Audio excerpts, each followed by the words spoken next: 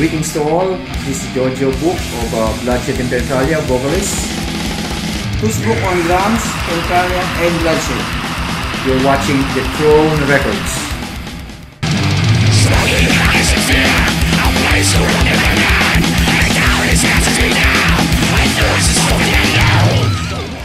Okay, so far we are doing fine. Dito kami sa headquarters namin sa renovated na house namin na slash Band Rehearsal Studio, recording studio sa may Pasay. And so far okay naman ang naging sitwasyon namin ng pandemic. Work from home ako. Then halos hindi na lumalabas ng bahay.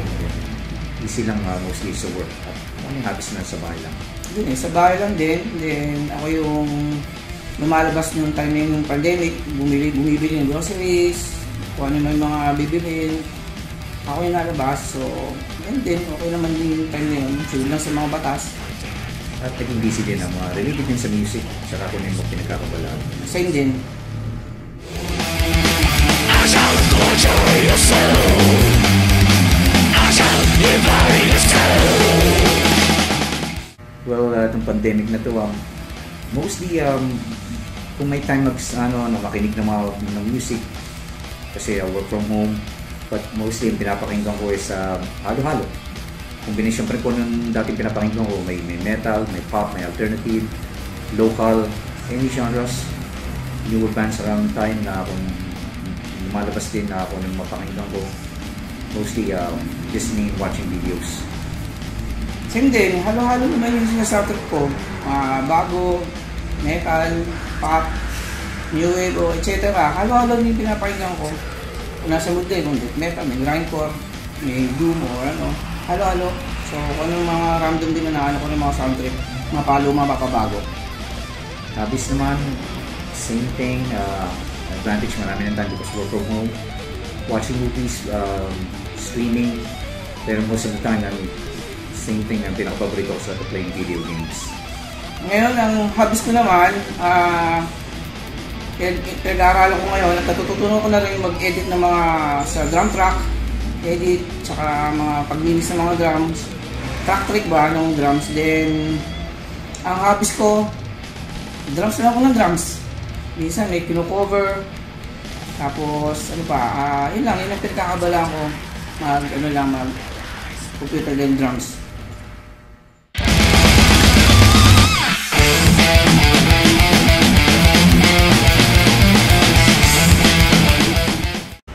Okay, about naman sa history ng band, nasundan ko yung paano nabuo yung banda. That was around, actually, ano sa year, may mali sa year, but around, mas earlier pa ng 96 pa pala because it's based on the trophy na napanalunan nila sa Battle of the Bands. Wala pa ako sa band. So, that was early pa ng 96 pa pala. But since ginagamit namin yung 696, yung 96, stuck na rin siya doon. So that was earlier than 96. So then yung formation ng band. Sa paano nag-start, yung band ng Bloodshed, start kami nung siyempre, siyempre tambay mga tropa sa Baclaran. Then, yung si Giorgio Taba, tsaka si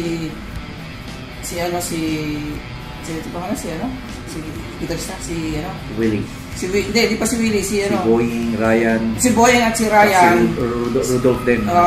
So yan yung time na yun, nag-jam lang kami ng mga, siyempre may studio kami sa studio lang naman. Sa Baclaran niya era, yung time na yun.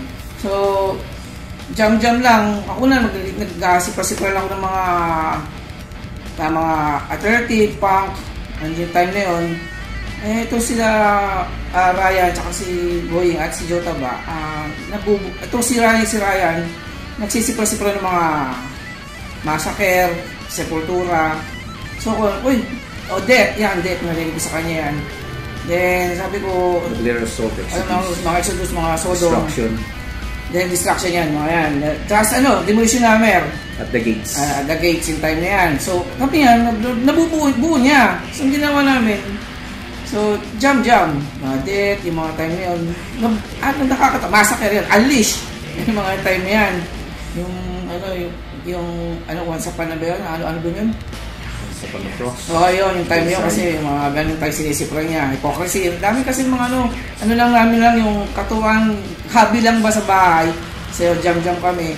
Hanggang sa nabubuo namin, sige, ano na natin yung banda tayo. Sige, binanda namin. So, una namin jam, Battle of the Bands. Then, next, sunod yun, ayan na, muna na yung Yosh Cafe. So, doon na kami ano ba, yung mga, first, mga, na sunod na gig. Laging tumutugtog. Lapit sa amin. Lapit sa amin, Pasay. Then, siyempre, may part ng mga defense production. Ayan na, umano na yung Dread. Club Dread. Tapos Yosh.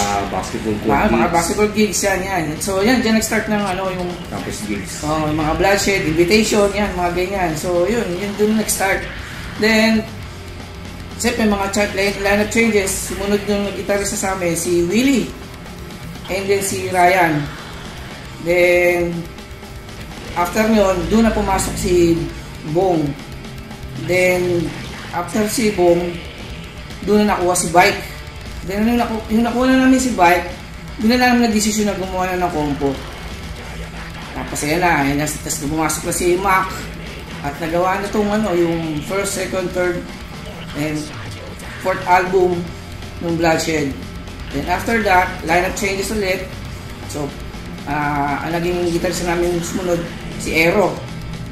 Okay, then after naman si Aero, may mga situation din. Ito na itong bagong lineup ngayon. Kasama rin si Carl Justin ng Voice of Tranquility. Yun din. Christian ng Headless Project. Then ngayon, current lineup, si Richelle and si Gab. So yun ang namin ngayon lineup ngayon DCO.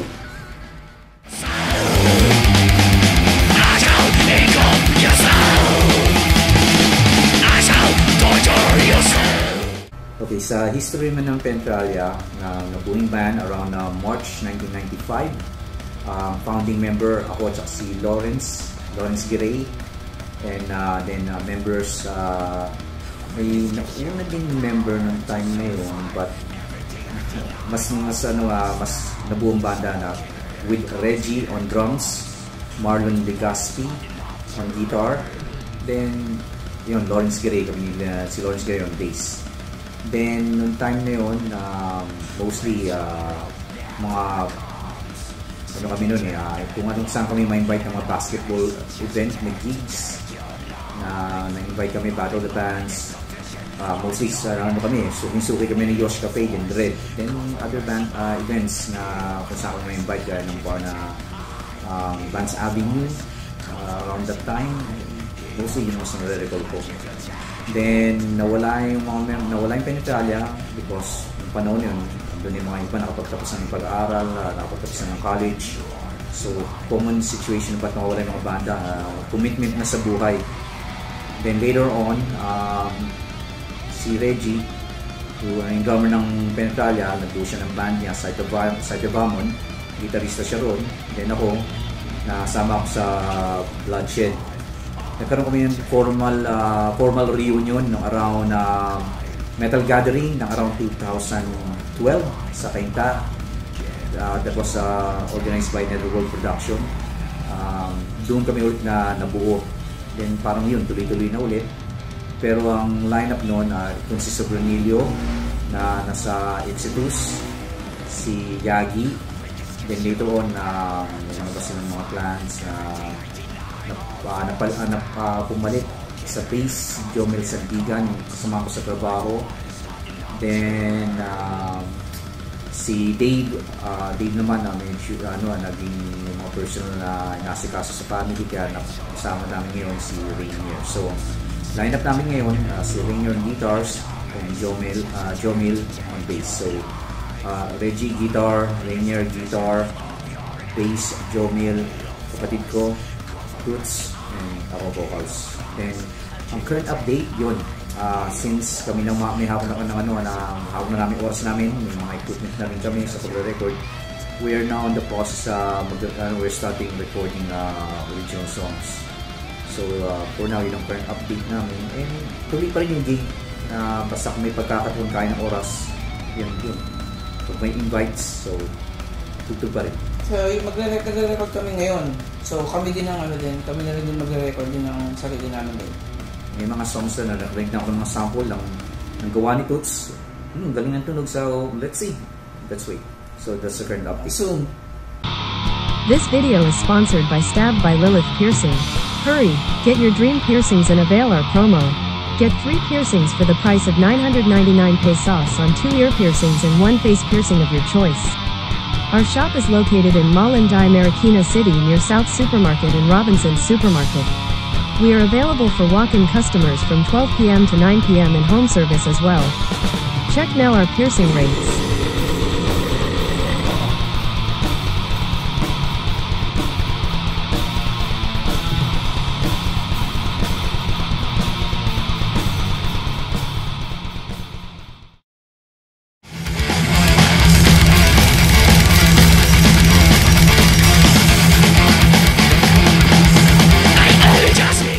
Okay, malalaman na namin pag okay na yung song is sa nangyayari ngayon, hindi yung parang napapractice. Pag na-track na siguro namin lahat, kompleto na lahat, nandun na yung vocals, then doon na namin malalaman kung ano yung magiging outcome ng kabuuan, lalo na pag na-mix na siya. So, doon na namin malalaman kung okay. Kasi may ibang process kami ngayon, hindi tulad dati na nabubuo na yung song sa rehearsal at natutugtog na rin bago yung recording. But ngayon, nire-write siya, nire-record na track by track, then pag nabuo, then doon na lang kami malalaman kung yung outcome. Then to follow na yung mixing din, kung naman yung maging resulta, doon na namin masasabi kung okay siya. Ngayon, yung process ngayon namin, at least may mga gamit na kami ngayon, tulad ng PC, mga software. So, ang maganda, hawak namin yung time. So, hindi nagmamadali or ano.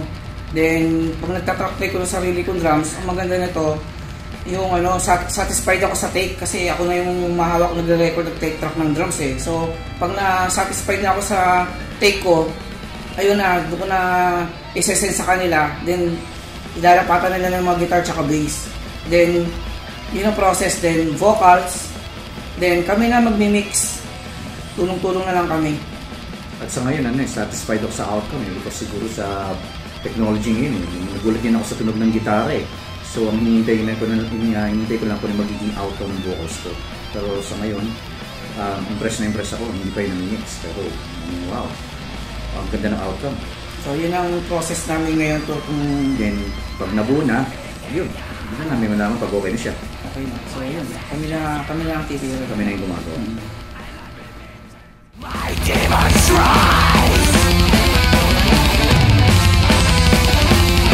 beyond my mortal mass. About sa mga memorable gigs, mostly foreign artists, mga big events na may mga na-invite na foreign artists, yun ang memorable. Too many to mention, but parang gusto ko may mention yung around 2017, yung syempre 2017 nandiyan yung Vader, Angel Corpse, Dreamcatcher, at saka syempre Slayer. So, actually too many to mention, but yun ang masasabi ko memorable gigs na naging mas nagmarka sa akin. Kasama na rin yung nagpunta kami sa Arch Enemy at Angel Corpse. So, yun ang na-include ko na memorable. So, like I said, too many to mention. Side of me, vengeance is elevated. Now hear me. You're the one to...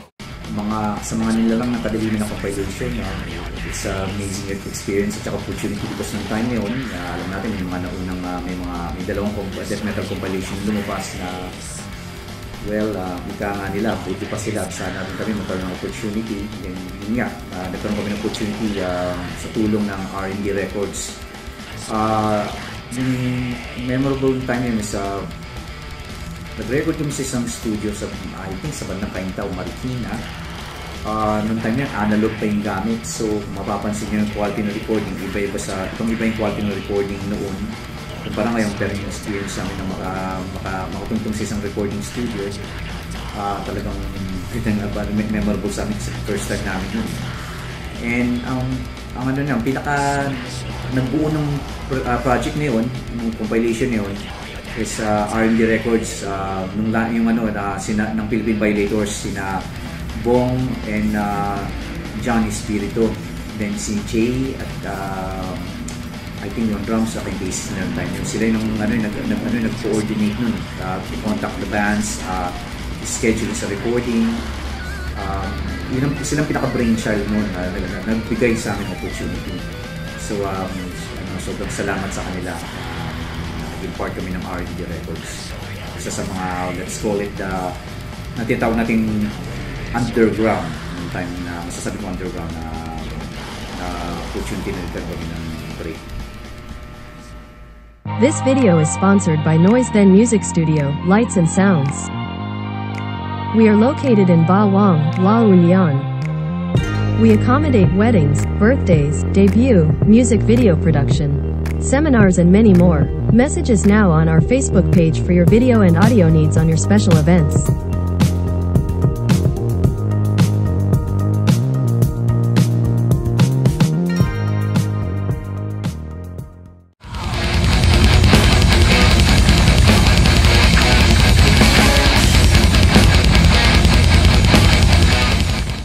Sa mga releases namin, first, second, and third, Under Tower Boom, yung fourth, independent yun, sa produce, yung experience namin, yung during ang time na nag-record kami ng album, first and second and third, memorable kasi first time namin maka-experience ng talagang high quality recording studio at yung quality ng sound. That time yun. At yung yung environment naman, yung bonding naman ng mga record producer, ni Eric Perlas, at si Carlo, tsaka yung staff, talagang well polished yung pagkagawa ng recording at talaga na-manage na maayos. Tsaka bonding namin during the session ng recording, okay. Sobrang memorable yung experience. And about sa i-release ba namin, madali na lang yun eh. Andyan na naman yung mga songs eh. So, tingnan lang natin yung mga bagay na kailangan na i-settle o maayos. So, open naman kami. So, let's see. For now, mas focus kami yung moving forward sa plano namin. At magiging okay naman kasi impress kami sa nagiging outcome ng tunog. Ito yung importante. So, sa ngayon naman namin sa issues, open kami dyan. Let's wait and see. Madali na lang yun.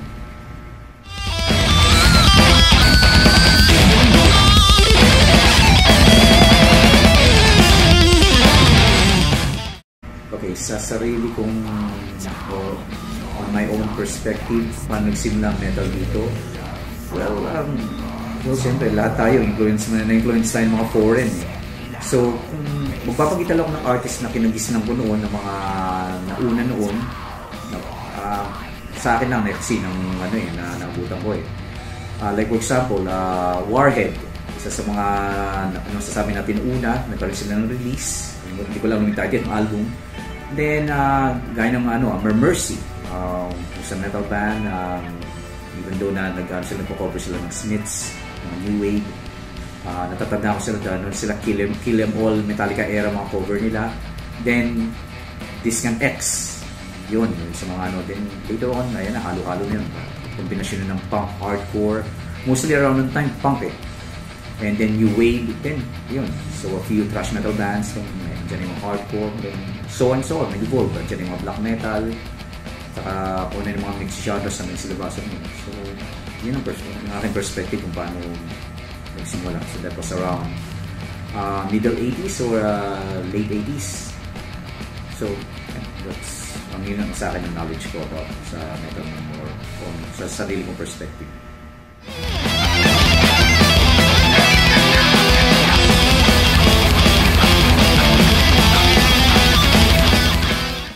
Mga thoughts namin sa mga big festival, well, panalo ang opportunity na magkaroon naman lahat ng mga tao na may mapili sila maka-experience sa malaking events at saka mga bands din na makakasalang din sa mga ganun.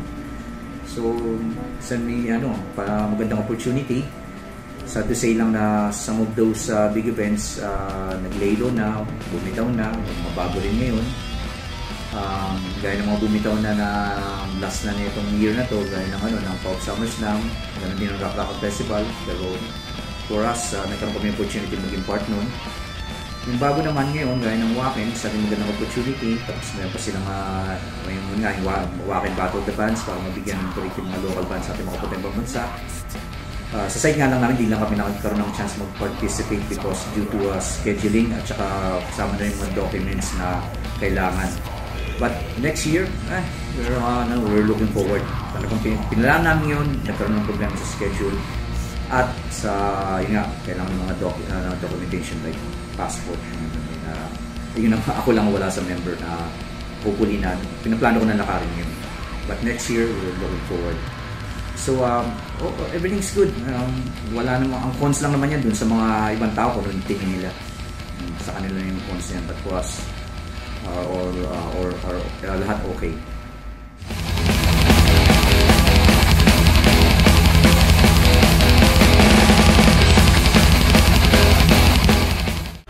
Sa artificial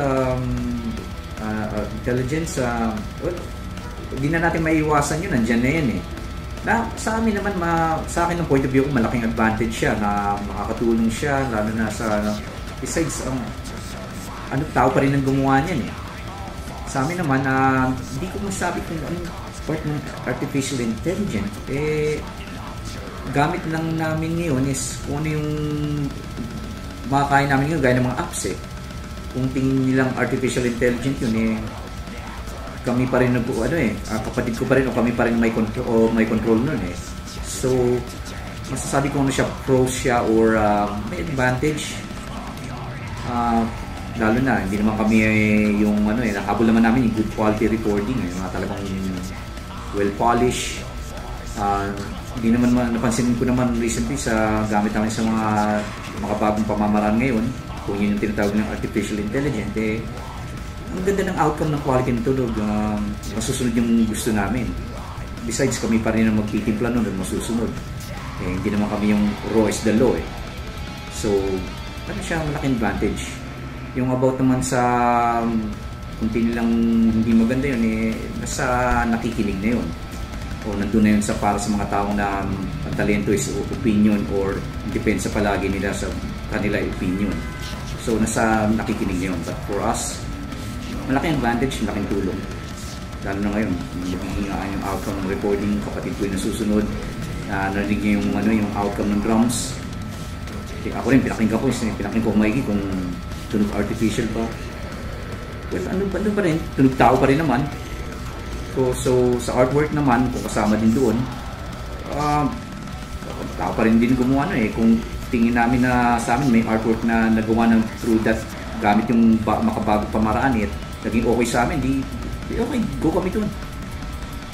So, mostly, malaki sa amin, it's an advantage. So, dun sa cons, kaya nasabi ko, nasa nakikinig na yun o nasa paningin na lang nila yung whatever, bahala sila.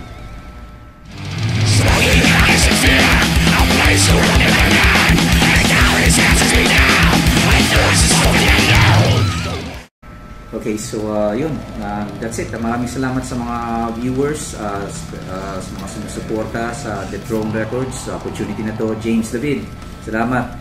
And sa ngayon, ito, gaya na sabi ko, moving forward, kung may opportunity, why not? Sa ngayon, ang mapopromote namin is yung pinaplano namin ngayon na ilalabas and about sa gigs. Abangan nyo na lang sa mga poster na ilalabas sa social media. Alam niyo naman, yung pamamaraan ngayon. So, mga projects naman, kaming kakausapin kasi mayroon akong pinapangarap na lineup at saka project na nasa death metal din. Dahil magre-record din, kakausapin na lang namin yung dapat kausapin. So, yun. Thanks again sa mga viewers. James David. Okay. Salamat, viewers. Toots. Okay. Maraming salamat, viewers. Sa Bloodshed naman sa update and Penetralia. So, we're working na for new stuff na mga bunga sa album na gawa na namin ngayon. So, salamat again. kita-kitsa lang sa mga events at saka sa social media. Thank you. Thank you.